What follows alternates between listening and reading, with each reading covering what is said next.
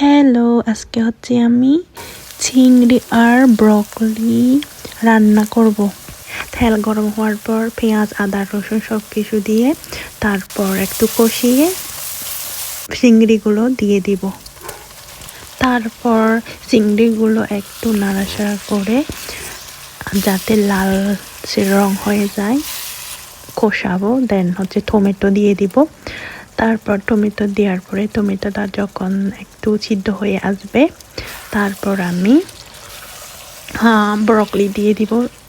আজকে হচ্ছে আমি টমেটো, চিংড়ি আর হচ্ছে ব্রকলি মিক্স করে রান্না করব। এই যে আমার চিংড়িগুলো লাল হয়ে গেছে, তারপর আমি ব্রকলিগুলো দিয়ে দিব উপরে। এগুলো হচ্ছে বেশি সিদ্ধ করা যাবে না, ব্রকলিগুলো তাড়াতাড়ি সিদ্ধ হয়ে যায়।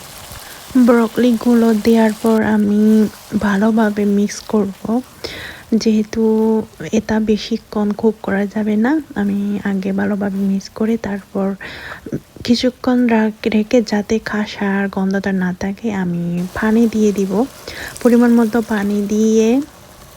এই তো আমার চিংড়িটা প্রায় হয়ে গেছে। এখন আমি লবণ চেক করে তুলে নিব। এই শীতের সকালে খেয়ে না চাই এমন তরকারি দিয়ে ভাত খাইতে। ভালো লাগলে লাইক, কমেন্ট, শেয়ার দিবেন। বাই।